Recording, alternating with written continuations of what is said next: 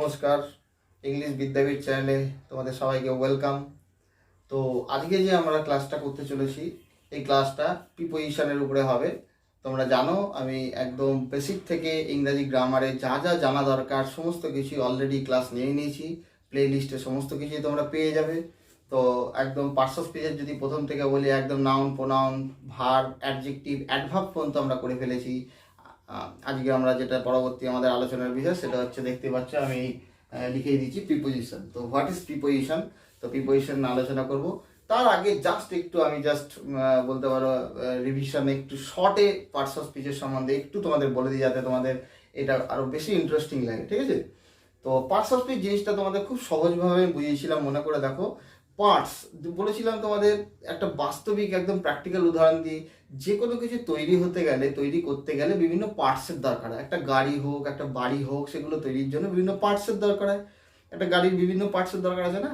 তো যদি এই পার্টসগুলো আমাদের কাছে দিয়ে দেওয়া হয়, তো আমরা পার্টসগুলো দিয়ে দিলেই কি বানাতে পারবো গাড়িটা? সমস্ত পার্টসই যদি দিয়ে দেয়, তাও কিন্তু আমরা বানাতে পারবো না। কেন? কারণ ওই পার্টসগুলোর সম্বন্ধে আমাদের সঠিক নলেজ নেই, ইজন্ট ইট? তাই না? সঠিক নলেজ নেই। আমরা যদি নলেজ গ্যাদার করতে পারি এই পার্টসগুলোর সম্বন্ধে, তাহলে কিন্তু খুব সহজেই আমরা একটা গাড়ি তৈরি করতে পারবো। বাড়ির ক্ষেত্রেও তাই, বাড়িরও বিভিন্ন মেটেরিয়ালস যদি আমাদের দিয়ে দেয়, পার্টস দিয়ে দেয় আর কি, সমস্ত যা যা দরকার হয় একটা বাড়ি তৈরি করতে, আমরা কিন্তু সাধারণত পারবো না, তাই না? কিন্তু যদি আমাদের সেগুলোর সম্বন্ধে নলেজ হয়, নিশ্চয়ই আমরা পারবো। ঠিক একইভাবে ইংরাজি বাক্য তৈরি করার জন্য যে কোনো গ্রামার মানেই তোমাদের শিখিয়েছি, একদম বেসিক থেকে আমি সমস্ত আলোচনাই করেছি যে গ্রামার হচ্ছে কিছু রুলস এর প্ল্যাটফর্ম একটা। সেই রুলসগুলো যদি আমরা সেট অফ রুলস বলতে পারো, সেই রুলসগুলো যদি আমরা ফলো করি ঠিকঠাকভাবে, তাহলে আমরা একটা বাক্য ইংরেজিতে তৈরি করতে পারবো। তো সেই ইংরেজিতে বাক্য তৈরি করার জন্য বিভিন্ন পার্টসের দরকার হয়। সেই 8টা পার্টস আছে ইংরেজিতে, পার্টস অফ স্পিচ 8টা, সবাই জানো। সেই 8টা পার্টসের মধ্যে সবথেকে গুরুত্বপূর্ণ আমি বলেছিলাম ভার্ব। মনে পড়ছে? সবথেকে গুরুত্বপূর্ণ বলেছিলাম। প্রিভিয়াস ক্লাসগুলো যারা এই ক্লাস একদম ডাইরেক্ট দেখছো, তাদের অনুরোধ করবো আমি, তোমরা প্রিভিয়াস ক্লাসগুলো অবশ্যই দেখে নেবে। ঠিক আছে? তাতে তোমাদের ধরতে খুব সুবিধা হবে এবং ইন্টারেস্টিংও লাগবে। ইন্টারেস্ট না থাকলে তো হয় না, বুঝতে পারছো? সব কিছুর একটা ইন্টারেস্ট থাকা দরকার। সেই ইন্টারেস্টটা তোমাদের আনতে হবে। প্রথম থেকে যদি একদম সিরিয়াল বাই ক্লাসগুলো দেখো, তাহলে কিন্তু অতি সহজেই তোমরা এটাকে ধরতে পারবে। তো পার্টস অফ স্পিচ যেটা বলছিলাম, যে সেই পার্টসটা সম্বন্ধে যদি সঠিক নলেজ থাকে, আমরা বুঝতে পারবো, বাক্যটাকে সঠিকভাবে লিখতেও পারবো, পড়তেও পারবো, বলতেও পারবো, তাই না? পার্টস অফ স্পিচ সেটাই আমাদের শেখায়। পার্টস অফ স্পিচ আর কিছুই না, মনে রাখবে একটা বাক্যে একটা ওয়ার্ড অন্যান্য ওয়ার্ডের সাথে যেভাবে সম্পর্ক একটা তৈরি করে, যে রিলেশনে বসে, হ্যাঁ, মানে একটা ওয়ার্ড যে রূপে কাজ করে, যে রূপে ফাংশন করে, আমি বলেছিলাম, তাকে সেই ক্লাসে ফেলা হয়, সেই ক্লাসিফিকেশনের মধ্যে ফেলা হয়, সেই শ্রেণীর মধ্যে ফেলা হয়। যদি নাম রূপে কাজ করে তো নাউন। প্রোনাউন কাকে বলে? একদম সহজ, আমি বলেছি তোমাদের একটা কথা, ডেফিনেশনই কিন্তু সব কিছু। সংজ্ঞা যেটাকে বলে, মুখস্থ নয়, সংজ্ঞা কিন্তু বোঝার বিষয়, বুঝতে হবে। What is pronoun? প্রো মানে হচ্ছে পরিবর্তন, নাউন মানে নাম। তো নামের পরিবর্তে যা কিছু, বারে বারে তো নিশ্চয়ই একটা নাম বলবো না, যে ধরো বললাম অনির্বাণ, অনির্বাণ এটা করে, অনির্বাণ সেটা করে, বারবার বলবো? ও বলবো বা সে বলবো, তাই না? বাংলায় সর্বনাম আছে। তো বাংলা ব্যাকরণের সাথেও এর ইংরাজি ব্যাকরণের গ্রামারের ফারাক কোথায়, আমি তোমাদের এগুলো প্রিভিয়াস ক্লাসে, বেসিক ক্লাসে বুঝিয়েছি।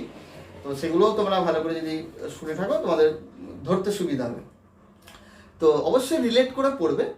প্রত্যেকটা গ্রামারের মধ্যে, বিভিন্ন ভাষার গ্রামারের মধ্যে মিল যেমনি আছে আবার অমিল আছে। প্রত্যেকটা ভাষার মনে রাখবে আলাদা আলাদা চারিত্রিক একটা মানে ক্যারেক্টারিস্টিক্স আছে, আলাদা একটা বিভিন্ন বিভিন্ন বৈশিষ্ট্য আছে বলতে পারো। তো সেইগুলো কিন্তু তোমাদের ধরতে হবে। ঠিক আছে? তো ইংরাজি ভাষারও একটা নিজস্ব একটা দিক আছে। কোথায় মিল আছে বাংলা ভাষার সাথে, বাংলা ব্যাকরণের সাথে, কোথায় অমিল আছে, কোথায় ডিফারেন্স আছে, সেগুলো তোমাদের ধরতে হবে। একদম অন্ধের মতো বলতে পারো, একদম হুবাহু আমি বাংলার মতো ইংরাজি তৈরি করতে যদি যাও তোমরা, তাহলে কিন্তু গন্ডগোল করে ফেলবে। সেই জায়গাগুলো বি কেয়ারফুল। ওকে? তো যাই হোক, তো যেটা বলছিলাম, যে একটা ওয়ার্ড যে রূপে কাজ করে, তো প্রোনাউন কি জিনিস? প্রো মানে হচ্ছে পরিবর্তন, নাউন মানে নাম। তো নামের পরিবর্তে যা বলবে তাকে বলবো প্রোনাউন। অ্যাডজেক্টিভ বলেছিলাম, যে ওয়ার্ড নাউন বা প্রোনাউনের সাথে সম্পর্কিত, বা নাউন বা প্রোনাউনকে বোঝায়, কোয়ালিফাই করে। এক কথায়, অত ওই গ্রামার বইয়ের ডেফিনেশন অত ডিটেলসে পড়ার কোনো দরকার হবে না। আমি যেভাবে সহজভাবে বলছি, তোমরা যদি মাথায় রাখতে পারো, বোঝো ব্যাপারটা, আর কিছু দরকার হবে না। একটা বাক্যে যদি দেখো কোনো ওয়ার্ড কোনো নাউন বা প্রোনাউনকে বোঝাচ্ছে, তাহলে ওটা 100% অ্যাডজেক্টিভেরই ধর্ম রয়েছে। আর কিছু অসুবিধা থাকার কথা না, একদম ইজিলি বলছি আমি। অ্যাডভার্ব কি জিনিস? অ্যাডভার্ব, এই যে বলেছি ডেফিনেশন, অ্যাডভার্ব বোঝো। অ্যাডভার্ব হচ্ছে ক্রিয়া বিশেষণ বাংলায় বলে, আর অ্যাডজেক্টিভের বাংলা হচ্ছে বিশেষণ। তো যাই হোক, তোমরা ইংরাজির দিকটাই গুরুত্ব দাও, যতটা সম্ভব রিলেট করিয়ে দিচ্ছি। তো অ্যাডভার্ব ক্রিয়া বিশেষণ কি জিনিস? আরে যে ওয়ার্ড ভার্বকে কোয়ালিফাই করবে, যে ওয়ার্ড অ্যাডজেক্টিভকে কোয়ালিফাই করতে পারে, অথবা যে ওয়ার্ড অ্যাডভার্বকে কোয়ালিফাই করে তাকেই বলে অ্যাডভার্ব। ব্যাস, আমি উদাহরণ সহকারে সুন্দর করে তোমাদের অ্যাডভার্বের যে এর আগের ঠিক আগের যে পার্সন স্পিচের ক্লাসটা নিয়েছি সেখানে বুঝিয়ে দিয়েছি। আশা করি তোমাদের কারোর বুঝতে অসুবিধার কথা নয়। ওকে, তাহলে পার্টস অফ স্পিচ কী কাজে লাগবে বুঝতে পারলাম। কারণ বেসিক লেভেলে কিন্তু পার্টস মানে বেস ভিত যদি মজবুত না হয় তাহলে কিন্তু সব নড়বড়ে। একদম তোমরা বাক্য এই ভাঙাচোরা বাক্য তৈরি হবে, মানে বাক্য সঠিকভাবে লিখতে পারবে না, বুঝে গেল? একদম গ্রামারের বেস সব কিছুর মনে রাখবে, রুট গোড়া ধরতে হবে। আর এই 8টা পার্টস অফ স্পিচের মধ্যে সব থেকে গুরুত্বপূর্ণ আমি বলেছিলাম ভার্বের ক্লাসও নিয়ে নিয়েছি। মূলত ভার্বের অনেক ভাগ আছে, কিন্তু মূলত ভার্ব 3 প্রকারের: be verb, do verb, have verb. Be মানে নিজে হওয়া, ডু মানে অ্যাকশন ভার্ব বলে, মানে কিছু করা বোঝায়, সে শারীরিকভাবেও হতে পারে মানসিকভাবেও হতে পারে। ওকে, আর হ্যাভ মানে হচ্ছে অধিকারে আছে বোঝায়। এর বিভিন্ন form: present form, past form, past participle form এবং ফিউচারেও ব্যবহার। যেগুলো দরকার, খুবই গুরুত্বপূর্ণ, আমি সব উদাহরণ সহকারে দেখিয়ে দিয়েছি। আশা করি তোমাদের বুঝতে অসুবিধার কথা না। যদি কারোর কোনো জায়গায় বুঝতে অসুবিধা হয় তো তোমরা কমেন্ট সেকশনে কমেন্ট করতে পারো। আমি অবশ্যই নেক্সট যখনই কোনো ক্লাস নেবো আমি ওগুলো কিছুটা হলেও তোমাদের যতটা অস্পষ্টতা থাকবে আমি ওগুলো ক্লিয়ার করে দেবো। ঠিক আছে, একদমই ইজি, তোমরা কোনো চিন্তা করে নেয়নি। তো ভার্ব হচ্ছে সব থেকে গুরুত্বপূর্ণ বলেছি কেন? কারণ মনে রাখবে, ইংরাজি বাক্য পসিবল নয়, ইংরাজি বাক্য তৈরি মানে ইংলিশ সেন্টেন্স সম্ভব নয় উইদাউট আ ভার্ব। কি ভার্ব যদি বলো অবশ্যই ফাইনাইট ভার্ব বলবো, কিন্তু ওগুলো পরের বিষয়, আমি ক্লাস করাতে তোমাদের শিখিয়ে দেবো, একদম কঠিন নয়। টেন্স যখন ক্লাস নেবো, ফাইনাইট ভার্ব কি, ইনফাইনাইট ভার্ব কি, ভার্বের অনেক ভাগ বলেছি না। তো যাই হোক, আপাতত এইটুকু জানো, ভার্ব ছাড়া কোনো সেন্টেন্স সম্ভব না। তাহলে ভার্বকে কত গুরুত্ব দিতে হবে। আর টেন্স যে তোমরা শিখবে বুঝতে পারবে, টেন্সের ক্লাসে আমি যে বলবো, আলোচনা করব যে ক্রিয়া ছাড়া সাধারণত কোনো কাল নির্ণয় সম্ভব না। কারণ টেন্স তো ভীষণ গুরুত্বপূর্ণ, টেন্স ছাড়া তোমরা বাক্য তৈরি করবে কি করে? যাই হোক, টেন্সের ক্লাসে এগুলো আলোচনা করবো। তো মূলত কিন্তু ক্রিয়াই কাল নির্ধারণ করে, ওর জন্য তাহলে কাল নির্ধারণ করব কিসের বেসিসে? ক্রিয়াকে মানে নিয়ে, ক্রিয়াটাকে আমরা বিবেচনা করব, বিচার করব, ক্রিয়াটা কোন কালে আছে, তবেই তো আমরা টেন্স নির্ধারণ করতে পারবো। ক্রিয়াকে বাদ দিতে তো সেটা পারবো না। হ্যাঁ, অ্যাডভার্ব কিছুটা করে, বলতে পারো যেমনি টুডে, ইয়েস্টারডে, এগুলো আমি অ্যাডভার্বসের কেন প্রত্যেকটা পার্টস অফ স্পিচে এগুলো ভেবো না তোমরা এতেই সমাপ্ত। আমি যে অ্যাডভার্বের ক্লাস নিয়েছি বা ভার্বের ক্লাস নিয়েছি, ভেবো না তোমরা এতেই শেষ হয়ে গেল। এর কিন্তু বিস্তার আছে, ঘাবড়ানোর কিছু না। আমি এগুলো সব পার্ট বাই পার্ট একে একে তোমাদের ডিমান্ড অনুসারে, তোমরা যদি চাও কমেন্ট সেকশনে অবশ্যই কমেন্ট করবে, আমি ধীরে ধীরে এক এক করে আস্তে আস্তে করে সমস্ত ডিটেলসে ক্লাস নেবো। একদম প্রোনাউনের অনেক ভাগ আছে, ভয় পাওয়ার কিছু নেই। হ্যাঁ, ইংরাজিটা এইভাবে হবে না, এত কিছু খুব ইন্টারেস্টিং জিনিস। ভাষা হচ্ছে বিজ্ঞান, একটা ভাষা বিজ্ঞানটাকে বুঝতে হবে। ঠিক আছে, মানে যে কোনো কিছু লেখা, এই যে আমরা রাইটিং যে লিখবো সেটা একটা আর্ট। ঠিক আছে, অ্যাপ্লিকেশনটা হচ্ছে আর্ট, কিন্তু বোঝাটা ওটাই হচ্ছে সায়েন্স। ঠিক আছে, তো ভাষা বিজ্ঞানটাকে বুঝতে হবে। একদম ইজি, খুব ইন্টারেস্টিং। আমি খুব সহজভাবে তোমাদের বোঝানোর চেষ্টা করছি। গ্রামার বই তোমাদের অত দরকার হবে না। হ্যাঁ, গ্রামার বই নিশ্চয়ই চর্চা করতে পারো, ভালো একটা দুটো গ্রামার বই পাশে রাখতেই পারো। আর ডিকশনারি কিন্তু মাস্ট, বারবার বলছি, ডিকশনারির কোনো বিকল্প নেই। এখন অনলাইন ডিকশনারি নানা রকম সব অ্যাপের মাধ্যমে তোমরা দেখতে পারো, গুগলও দেখতে পারো। ডিকশনারি কিন্তু দরকার, একটা বই হলেই ভালো হয়। 80 দেবের বই, ইংলিশ টু বেঙ্গলি একটা বড় পাওয়া যায়, সেটাই সব থেকে ভালো আমি মনে করি ইংরেজি টু বেঙ্গলির জন্য। আর ইংলিশ টু ইংলিশ যারা চাইছো তাহলে অবশ্যই অক্সফোর্ড আমি প্রেফার করবো। অক্সফোর্ড সনবির একটা পাওয়া যায় অ্যাডভান্স লার্নার্স ডিকশনারি, সেটা অবশ্যই তোমরা কালেক্ট করতে পারো। খুবই উপযোগী বই, যারা খুব ভালো ইংরাজি অনার্স ফানার্স করছো বা ইংরাজি নিয়ে বেশ ডেপথে পড়াশোনা করতে চাইছো, ইংরাজির ব্যবহার সম্বন্ধে অবগত হতে চাইছো, তাদের জন্য অক্সফোর্ড অবশ্যই আমি রেকমেন্ড করবো। আর নাহলে ইংলিশ টু বেঙ্গলি এনাফ বলতে পারো, মোর দ্যান এনাফ বলতে পারো। তো যাই হোক, তো অ্যাডভার্ব যেটা বলছিলাম, কিছু অ্যাডভার্ব আছে যেগুলো কিন্তু টেন্স নির্ধারণ করে। যেমনি ধরো টুডে মানে কি আজকে, এটা কি বর্তমান? টুডে একটা অ্যাডভার্ব, এটা আজকে বর্তমান বোঝাচ্ছে না। ইয়েস্টারডে গতকাল, পাস্ট বোঝাচ্ছে না। হ্যাঁ, বোঝায়, অ্যাডভার্বের মাধ্যমেও টেন্স নির্ধারণ হয়, কিন্তু সব অ্যাডভার্বের মধ্যে নয়, কিছু অ্যাডভার্ব আছে। ঠিক আছে, জাস্ট গোনাগুন কয়েকটা আছে। আর কোনো পার্টস অফ স্পিচ জেনারেলি কিন্তু টেন্স নির্ধারণ করে না। তার মানে এই নয় যে অন্য পার্টস অফ স্পিচগুলো কিছু কম গুরুত্বপূর্ণ, এটা কিন্তু আমি বলছি না। হ্যাঁ, প্রত্যেকটার নিজস্ব গুরুত্ব আছে। তার মধ্যে সবথেকে গুরুত্বপূর্ণ ভার্ব। এর জন্য কেন আমি বলছি তোমরা বুঝতেই পারছো, একটা ভার্ব ছাড়া ইংরেজিতে বাক্য সম্ভব না। অ্যাডভার্ব ছাড়া সম্ভব, প্রিপোজিশন ছাড়া সম্ভব, এমনকি নাউন প্রোনাউন, কর্তা ছাড়া তো, কর্তাই তো করবে কাজটা, কর্তা, কিন্তু কর্তা ছাড়াও হয়। কর্তা ছাড়া হয়, আমি কোন সেন্সে বলছি, কর্তাটাকে উজ্জ্ব রাখা যায়। উজ্জ্ব বোঝো তো, আন্ডারস্টুড যেটাকে বলে, উজ্জ্বটাকে করা যায়। অ্যাডভার্ব ছাড়াও হয়, প্রিপোজিশন ছাড়াও হয়, কনজাংশন ছাড়াও হতে পারে, ইন্টারজেকশন ছাড়াও হয়, কিন্তু ভার্ব ছাড়া অসম্ভব। একটা ওয়ার্ডের মাধ্যমে একটা বাক্য হয়ে যেতে পারে। আমি বললাম তোমাকে কাম, এসো, গো, যাও, এটা কি এটা বাক্য নয়? কিন্তু এমন অন্য কোনো ওয়ার্ড আমাকে বলতে পারবে যে ভার্ব ছাড়া যেটার মাধ্যমে বাক্যর কাজ হয়ে যাবে? অসম্ভব। ওকে, তো চলো আজকে যেটা আমরা আমরা আলোচনা করছি এই ক্লাসে, সেটা হচ্ছে প্রিপোজিশন। অ্যাডভার্ব পর্যন্ত হয়ে গেছে। তো প্রিপোজিশন দেখো খুবই গুরুত্বপূর্ণ। What is preposition? আমি তোমাদের বারবার বলে থাকি, যে কোনো কিছুর ডেফিনেশনটাকে বোঝা, গোড়া বা একদম বেস ফর্মে, যেটা কি আমি সেটাই এখানে আলোচনা মেনলি করব। তো হোয়াট ইজ প্রিপোজিশন দেখো, ভালো করে বোঝো। আমি এই শব্দটাকে দেখো ভেঙে বোঝাচ্ছি তোমাদের। প্রিপোজিশন, বাংলা ছাড়ো। প্রিপোজিশন, প্রি মানে কি? পূর্ব। পজিশন মানে কি? অবস্থান। কার পূর্বে অবস্থান? একটা বাক্যে, ইংরেজিতে যদি দেখো একটা বাক্যে নাউন বা প্রোনাউনের পূর্বে কোনো একটা ওয়ার্ড অবস্থান করে আছে, সাধারণত ওটা প্রিপোজিশন হয়। প্রিপোজিশন তাহলে কি বলবো? প্রিপোজিশন নাউন বা প্রোনাউনের পূর্বে বসে, একদম 90%-এরও বেশি ক্ষেত্রে বলতে পারো। এছাড়াও অন্য ব্যবহার আছে, আমি তো একদম বেসিক ইয়েতে বোঝাচ্ছি, ওই জন্য আমি এখন অত ভ্যারাইটি ব্যবহার কিন্তু বলবো না, তার কারণ তাতে গুলিয়ে যাবে অনেকের, বুঝতে পেরেছি? মানে অবশ্যই আমি বারবার বলেছি তোমাদের স্টেপ বাই স্টেপ যেতে হবে। আগে তো 1-2 ধারণা দরকার, তারপরে তো 3-4-5, তাই না? তো যাই হোক, মনে রাখবে যে নাউন বা প্রোনাউনের পূর্বে যার অবস্থান তাকে প্রিপোজিশন বলে। প্রি মানে পূর্ব, পজিশন মানে অবস্থান। ওকে, এবার কি কি প্রিপোজিশন আছে তোমরা নিশ্চয়ই এগুলো সম্বন্ধে অবগত, তাও আমি একটু কয়েকটা ইম্পর্টেন্ট যেগুলো খুব কাজে লাগে, একদম পদে পদে কাজে লাগে, সেগুলো জাস্ট বলি। On, in, by, before, after, for, তারপরে তোমাদের বিটুইন, অ্যামং, উইথ, তাই না? এরকম টু, ঠিক আছে? এরকম কয়েকটা কমন প্রিপোজিশন আছে। তো কয়েকটা আমি ব্যবহারও দেখিয়ে দেবো। এটা বেসিক ক্লাস যেহেতু হচ্ছে, আমি একদম তো ডিটেলসে সব করবো না, এখানে একদম বেসিক কয়েকটা কীভাবে প্রিপোজিশনটা কাজ করে একটা বাক্যে থেকে, এই পার্টস অফ স্পিচটা, ঠিক আছে? কারণ পার্টস অফ স্পিচ কাকে বলে বলেছি? যে ওয়ার্ড যে রূপে ওই বাক্যে কাজ করে তাকে সেই পার্টস অফ স্পিচের ক্লাসে ফেলা হবে।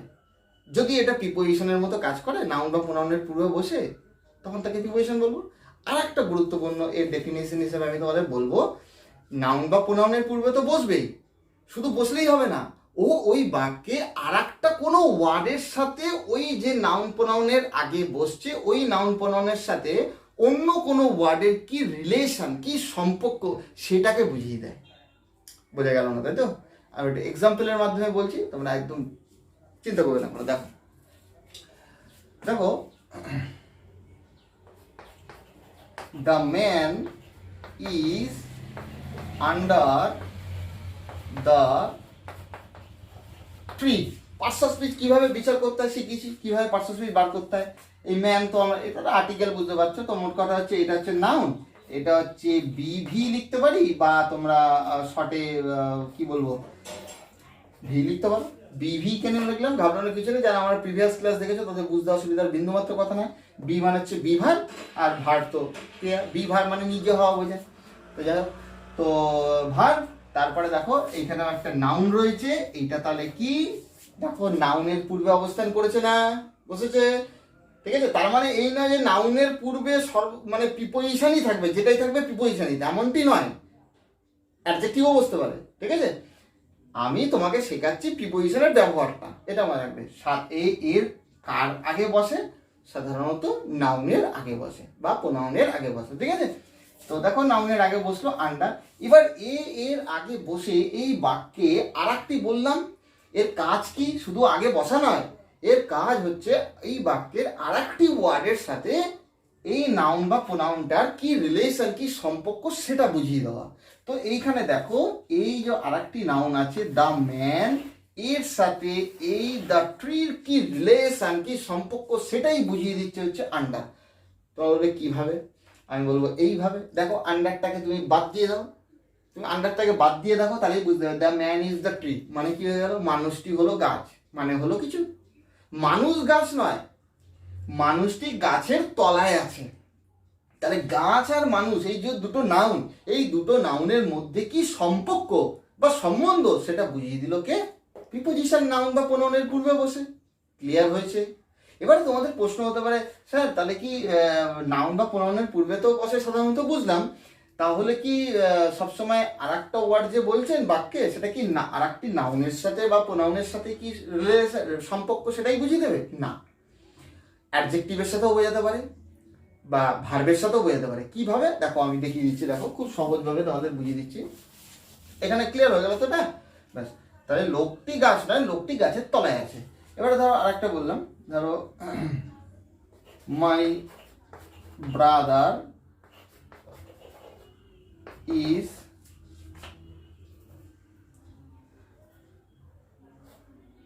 Polite in his behavior। দেখো কি লিখলাম, my brother is polite in his behaviour. তো এখানে দেখো আমি কি করছি, এখানে দেখো প্রিপোজিশনটা কি আছে, প্রিপোজিশনটা দেখতে পাচ্ছ ইন আছে, ইন আছে তো প্রিপোজিশন, ইন মানে জেনারেলি মধ্যে হয়, ইন আছে প্রিপোজিশন। তার আগে এবার বলবে স্যার নাউন বা প্রোনাউনের আগে, হ্যাঁ এখানে একটা হিজ প্রোনাউন আছে, কিন্তু মূলত এই বিহেভিয়ার একটা নাউন, বিহেভিয়ার মানে আচরণ, এটা একটা নাউন আছে। এর আগেই দেখো আলটিমেটলি কিন্তু নাউন প্রোনাউন এর আগেই কিন্তু প্রিপোজিশনটা বসেছে। বসে কি করেছে, মানে কি আমার ভাই হলো নম্র তার আচার আচরণে, ঠিক আছে, তার আচার আচরণ নম্র। তাহলে ইন প্রিপোজিশনটা এই বিহেভিয়ারের সাথে কার সম্বন্ধ বুঝিয়ে দিচ্ছে? বিহেভিয়ারের সাথে। দেখো এখানে বলতে চাইছে পোলাইট, পোলাইটটা কি এখানে অ্যাডজেক্টিভ, আমি এডিজে শর্টে লিখে দিলাম, এডিজে অ্যাডজেক্টিভ, ভদ্র নম্র। এবার বলবে স্যার অ্যাডজেক্টিভ কি হলো, শিখিয়েছি না অ্যাডজেক্টিভ কাকে বলে, নাউন বা প্রোনাউনকে বোঝায়। তাহলে পোলাইটটা কাকে বোঝাচ্ছে? ব্রাদার নাউনটাকে কোয়ালিফাই করছেন। ভদ্র কে ভাই? তাহলে যে ওয়ার্ডকে যদি কোনো ওয়ার্ড নাউন থাকে তাকে যে ওয়ার্ড কোয়ালিফাই করবে তাকে বলবে অ্যাডজেক্টিভ। কিভাবে অ্যাডজেক্টিভ বার করলাম বোঝা গেল? এইবারে দেখো এই প্রিপোজিশনটা কি করছে, এই নাউনটার সাথে বিহেভিয়ার এর আগে বসে এই পোলাইটের সাথে কি সম্বন্ধ বিহেভিয়ারের সেইটাই কিন্তু মূলত এখানে আমাদের বুঝিয়ে দিচ্ছে। ঠিক আছে, যে আমার ভাই অত্যন্ত নম্র তার আচার আচরণে, ঠিক আছে। এর আর পোলাইটটা অবশ্যই এর জন্য এটা অ্যাডজেক্টিভ হলো। আর একটা দেখো বলি,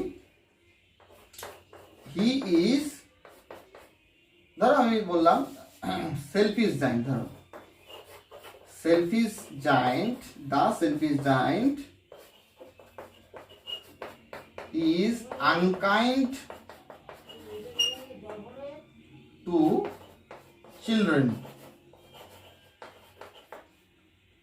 যদি এটা আগের ঘটনা তো এটাকে ওয়াশ করলেই ভালো হবে, পাস্টের ঘটনা।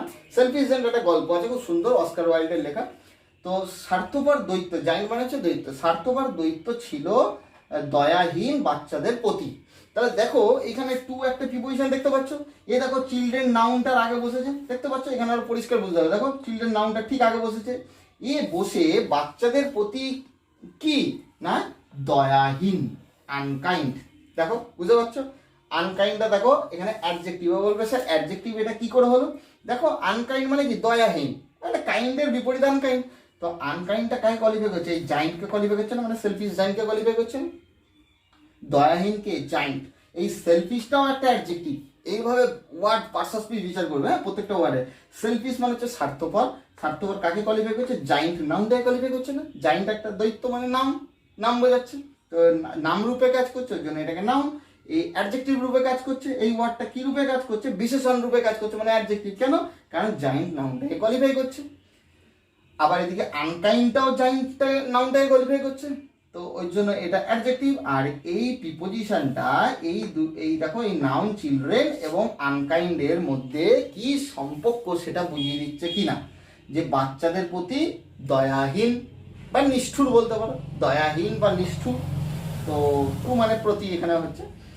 তাহলে এই প্রিপোজিশনটা অবশ্যই নাউনের পূর্বে বসলো, বসে কি করলো, এখানে কিন্তু এই অ্যাডজেক্টিভের সাথে এই নাউনটার মানে বাচ্চারা আনকাইন্ড এই দুটোর কি রিলেশন সেটা বুঝিয়ে দিল কিন্তু এই প্রিপোজিশনটা। বোঝা গেল? তো আজকে এই পর্যন্তই রইল ক্লাসটা। তো তোমরা অবশ্যই আশা করি এখান থেকে বেনিফিটেড হয়েছো এবং প্রয়োজনে বারবার শুনবে, ঠিক আছে? একবারে হয়তো সকলে বুঝতে পারবে না, প্রয়োজনে বারবার শুনবে। তোমাদের কাছে তো রইলো ভিডিও, তোমরা যতবার খুশি প্রয়োজনে একবার দুবার তিনবার করলেই ক্লিয়ার হয়ে যাবে সবারই, এবং এগুলো ব্যবহারে আনবে, ঠিক আছে? ব্যবহারে আনবে, গ্রামার বইয়ের চর্চা করতে পারো। তো ওকে, থ্যাংক ইউ, আজকে এই পর্যন্তই রইলো।